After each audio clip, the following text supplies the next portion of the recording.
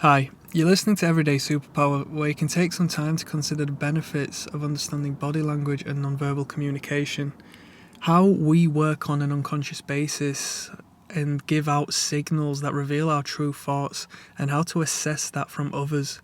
It will really be beneficial for your interpersonal communications, and I'll try to lay it out as simple as possible. It really isn't complex, and you'll be able to pick it up from the moment you finish this video. So the lesson today is going to be regarding attention. How do you attract attention? How do our bodies attract attention?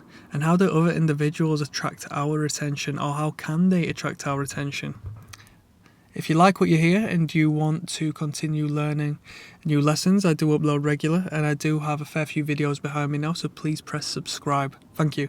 Right, so how do we attract attention, and how do others attract our attention? Now, this can be in a relationship or a potential suitor who you're interested in. How do they attract your attention? And how can you manage to attract their attention? Perhaps it's an aggressive individual. How do you know they're aggressive? How are they capturing your attention? Okay? The answer is movement. Alright? Movement, full stop. The opposite of movement is stillness. So mobility attracts attention tenfold to the level of a still individual, an immobile individual. So we're going to get into the details now. Hang on. Okay, so what we're going to do is we're going to dip our toes momentarily in our ancestry and where this hardwiring comes from. It's not going to be too technical. Basically, our brains evaluate movement, okay? So we have a primitive hardwiring in our brain from our primitive ancestors that serves a bias towards motion, all right? And it's in there for survival purposes. So we have a part of our brain, part of our animalistic side of our brain, which pays a big attention to movement and paying attention to movement, okay? And it's a survival mechanism. So our ancestry needed to keep their eyes out for predators such as big cats, all right? That's still with us now. Now, there's no big cats knocking around, but what there is there's vehicles which would trigger this motion response in order to keep us safe and alive.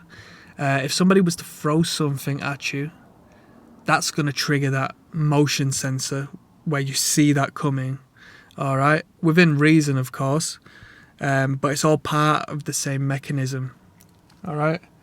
Just a little side note, if somebody was to throw something at you and the vehicle was to fly at you with an incredible speed, it's probably also going to trigger the first of 3 fear responses, which is freeze. You're probably going to freeze up, alright, as your first sort of reaction. That's not to say you don't take notice of it, okay? So you've taken notice of that movement. Now, how does this link in with garnering attention and, you know, having eyes on you, or have it working in attraction? Let's get into it. So movement attracts attention, so we can stop momentarily and pay attention to its relevance to us, okay? So we might not necessarily enjoy what has caught our eye, but we're still going to pay attention to it, albeit a split second, purely as it's triggered our motion sensor and we pay attention to movement, okay? So, well, one thing I need to add as well is, a very important thing is that which moves towards us is more important to our brain than that which moves away, because we're going to be predisposed to paying attention to a threat which is moving towards us rather so than away, alright? So take that into consideration. Now, picture this, right? So you're on a date and a woman thinks you're weird. She isn't attracted to you. If anything, you creep her out a bit. All right? Is she going to want your attention, or is she going to not want your attention? She might not want your attention, all right? Because she might want you to go away. What's that fear response going to do? We referenced it earlier. It's going to make her freeze, okay? So she's going to be frozen. She's not going to be moving. She's not going to want to garner attention because she feels it's uncomfortable, right? So if we turn that upside down and she likes you and she wants to signify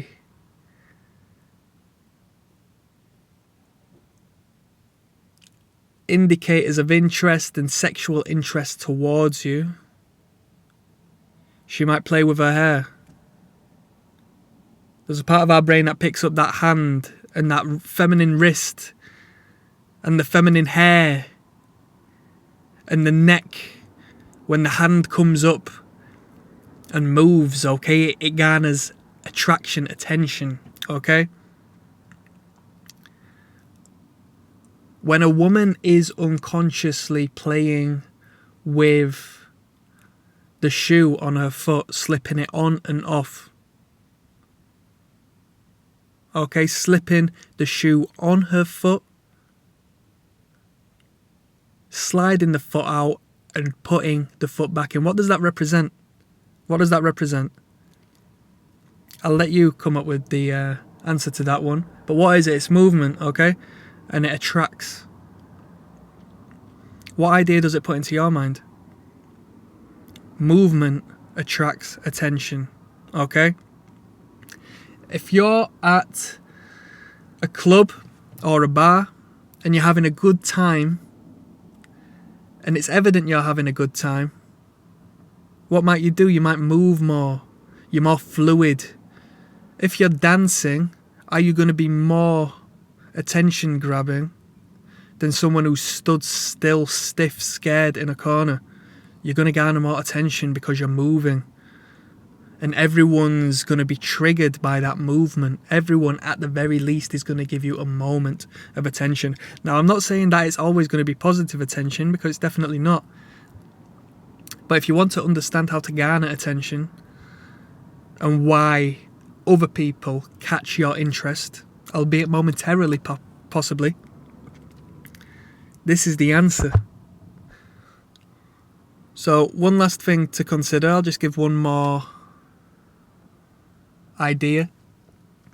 You walk into the club, you walk into a restaurant, and you're not the most mobile of individuals. You don't want to go dancing, you don't want to wave your arms about, you don't want to go out of your way to do that, right? If anything, you do like keeping yourself to yourself, but you do like the idea of garnering positive attention. So if you walk in there with good posture and expand yourself, such as your head up tall, your shoulders back expanding. When you're stood still, that confidence breeds a broader leg stance than somebody who is feeling insecure, who'll be all huddled up and making themselves smaller because they don't want that attention, yeah? If you're bolder and in a degree more territorial because you're taking up more space, that movement is going to be accented and there's going to be more to move. Do you understand where I'm coming from? So you will garner more attention. All right?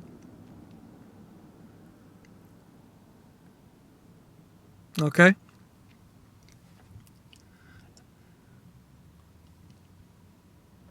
You've been listening to Everyday Superpower.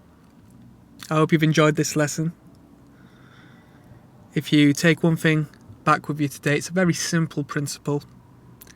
Movement attracts attention. Not good attention, not bad attention. Quite pure and simply, movement attracts attention. And it's not something we can ever change. I hope you enjoyed. Please press subscribe. More videos to come. Thank you. Goodbye.